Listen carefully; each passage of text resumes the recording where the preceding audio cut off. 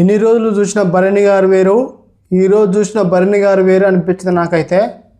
Literally Bharani garu అనే వ్యక్తి మనకు ఎలా ఉందంటే ఈరోజు బిగ్ బాస్ హౌస్లో ఒక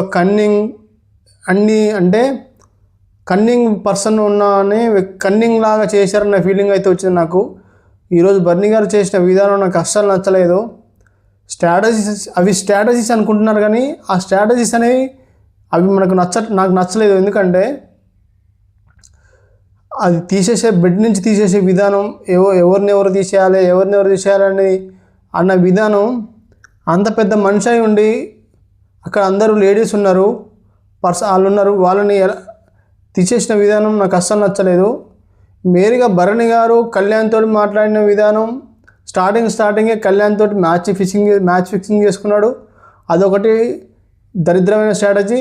ఇంకోటి ఇక్కడికి వచ్చినాక శ్రీజ అని కింద పడేసిన విధానం, మాట్లాడుతుంటే ఆయన కింద పడేసిన విధానం అస్సలు నచ్చలేదు.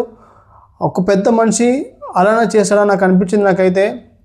ఇక మెయిన్గా చెప్పాలంటే ఈరోజు ఎపిసోడ్లో పవన్కి జరిగినంత అన్యాయం నాకు నిజంగానే పవన్కి ఈరోజు అన్యాయం జరిగిందనే ఫీలింగ్ అయితే వచ్చింది. ఎలా అంటే అక్కడ భరణి గారు పవన్ పోట్లాడుకుంటున్నారు, అంటే కింద పడేదానికి. ఫస్ట్ స్టార్టింగ్ పవన్నే స్టార్ట్ చేశాడు భరణి గారు కింద పడేయాలని. దాని తర్వాత భరణి గారు రివర్స్ అయ్యారు, పవన్ని కింద పడేస్తాడు, ట్రై చేశాడు. కానీ అక్కడ కింద పడ్డది ఎవరు? ఫస్ట్లో భరణి గారు కింద పడ్డారు.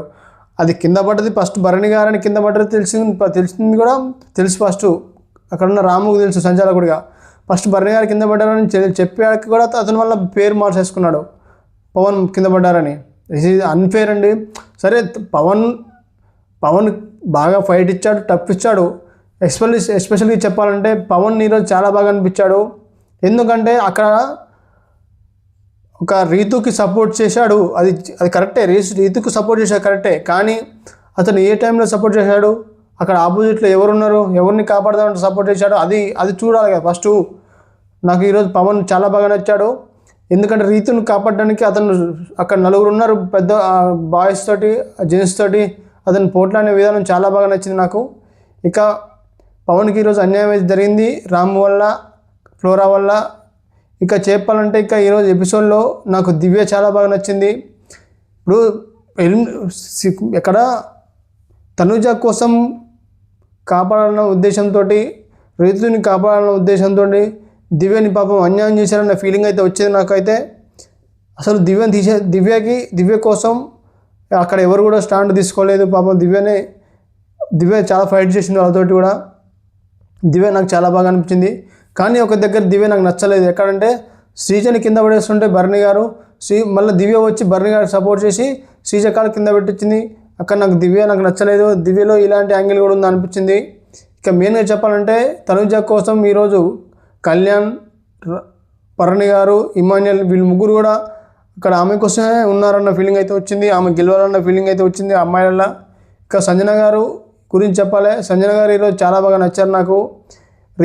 రీతు అదే దివ్య కింద పడుతుంటే రీతు సపోర్ట్ చేయమని, దివ్యకి సపోర్ట్ చేయమని రీతుకు ఇచ్చిన ఆ సజెషన్ చాలా బాగా నచ్చింది దివ్యకి. అదే సంజన గారు చాలా బాగా సపోర్ట్ చేశారు. ఇక ఈ రోజుతో భరణి గారి విధి విధానాలు ఏంటో తెలిసిపోయాయి. రాముకి భరణికి ఉన్న ఆ బాండ్ ద్వారా రాము భరణి గారు సేవ్ చేశారనే ఫీలింగ్ అయితే వచ్చింది. ఇప్పుడు కొన్ని సందర్భాల్లో కళ్యాణ్ నాకు నచ్చలేదు. అసలు కళ్యాణ్ అలా చేశాడన్న ఫీలింగ్ అయితే నాకు వచ్చింది. ఇలా చేశాడు ఏంటన్న ఫీలింగ్ అయితే వచ్చింది నాకైతే.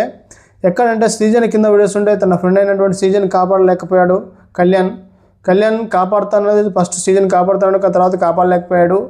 ఓవరాల్గా చెప్పాలంటే ఈరోజు ఎపిసోడ్లో పవన్కి, దివ్యకి అన్యాయం జరిగింది, శ్రీజ కూడా అన్యాయం జరిగిన ఫీలింగ్ అయితే వచ్చింది నాకైతే.